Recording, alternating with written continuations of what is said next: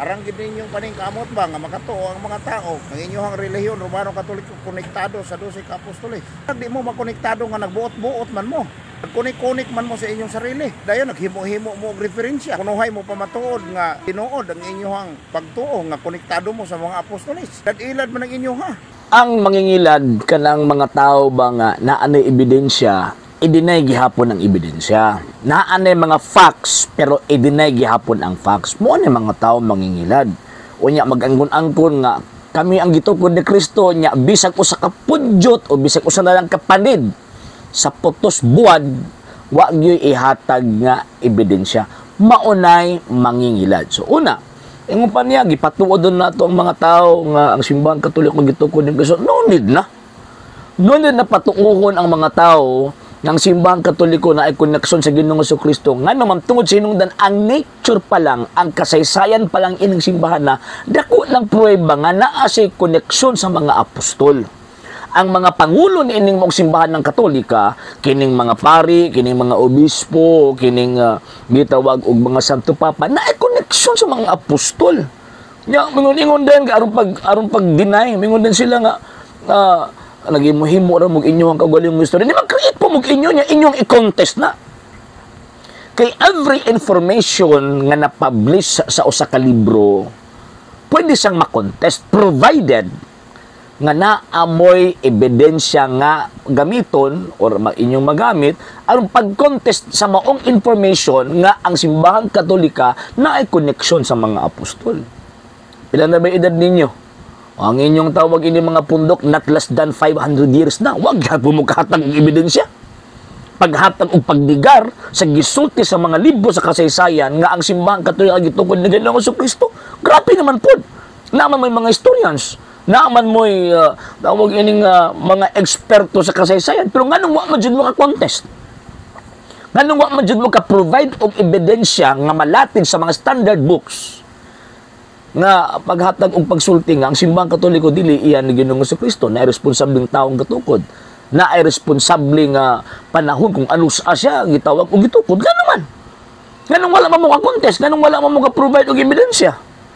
Nga naman kay kamo ang nag-angkon-angkon lang o nya pagkahuman gabuot nag-angkon way ebidensyang ikapresentar. Mao ni punto kanang inyong himo-himo nga kanang gingon ninyo nga himo-himo nga tawag anang ebidensya.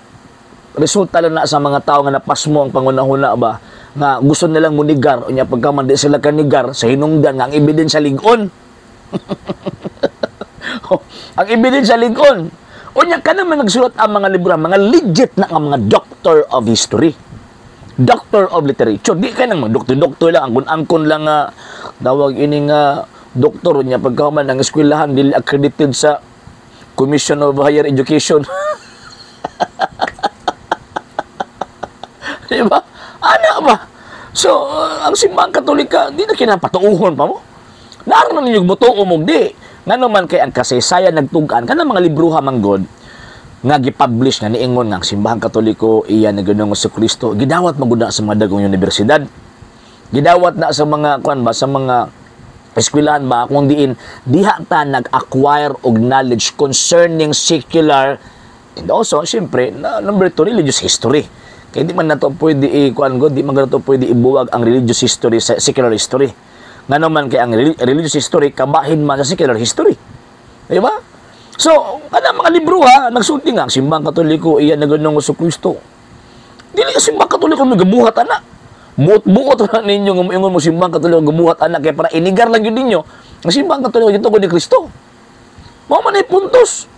Pero again, balik ko na ko, ang usa kada kong pagpangilad, kana bang munigar lang ka nga wa kay ebidensyang ihatag. Wala bag mingon ka ba nga moangkon ko nga o moangkon ka nga ang usa ka luna imuhang gipanag-iyahan pero wala kay gihatag nga bisag usa lang ka ebidensya nga panid sa ebidensya nga titulo. Pagpangilad na, di ba? Pagpangilad na sama sa inyo ron. Wa may gihatag nga ebidensya, puro ra mo ngak-ngak. Puro ra mo kana bitong reklamo nya pagkahuman wa gani mo gihatag bisag usa na lang ka panid putos buwan. Para pagnigar sa maong kamatunang simbahan Katoliko iyan na Ginoong Jesucristo. So ang mangingilad dila simbahan Katoliko, kamo ang mangingilad og Makita man, nagbasa mo na sa kasaysayan nga, mas nauna pang Biblia kontra sa inyo. Ang simbang Katolika. Nauna ang simbang Katolika before pa naabot ang Biblia. Nga naman, ang simbang Katolika, mauna ang institusyon nga nagpagawas, naghimo, o nagpalapid sa balang kasulatan or gitawag Biblia that composed of Old and New Testament kay para magamit sa mga Katoliko pagpahayag, pagbase concerning sa gitawag o pagtuo. Kamo iguro mo man nangopya. Nangopya in the sense ba nga bitang gusto lang ninyo magbasa-basa lang, magsabot-sabot lang mo inyo, maning una nang hitabo ninyo. Bisag unsa nalay inyo ang tawag ining una wa na nahitarong ang kuan ba? Ang panabot concerning sa pagtuog, concerning sa kasaysayan sa Kristohanong pundok. Okay? So dito mangilad. Okay, kung tuo mo ani mga pastoy-pastoy, doktoy-doktoy, imperno gitong kalag. Sa hindi pa po nakapag-follow sa mga pages po natin, i-follow nyo po yung mga pages po natin, RJ Horolanciano II TV Apolia Punto Argumento page, Kuya Apologist TV page, and RJ's Vlog 2022. And pwede rin po kayo mag-send po dyan ng Facebook stars. And also, sa ating po mga channels, sa hindi po nakapag-subscribe, i-subscribe po ninyo yung mga channels natin, The Lay Catholic, Apologist International Official, RJ Sano II TV, Kuya Apologist TV, and Barrio Kawayan Religious Forum. And pwede rin po kayo mag-send po dyan ng super sticker, super chats, and super thanks. And maraming salamat po sa mga kapatid at mga Katoliko na always pong tumutulong sa programa po natin. Maraming salamat po. Nang dahil po sa tulong at suporta po ninyo, ang programa pong ito, until now, andito pa rin po sa social media. And until now din po, nangangailangan pa rin po tayo sa tulong at suporta po ninyo dahil wala po kami magagawa rito mga sir, mga ma'am, kung wala po yung tulong at suporta po ninyo. Sa gusto pong tumulong, sa gusto pong sumuporta, pwede po ninyong ipadala ang tulong at suporta po ninyo sa pamamagitan po ng ating mga account numbers dyan po sa ating pong screen. And pwede nyo po kaming i-message sa ating pong page kung via remittance po yung ipadala po ninyo. Maraming salamat po in advance.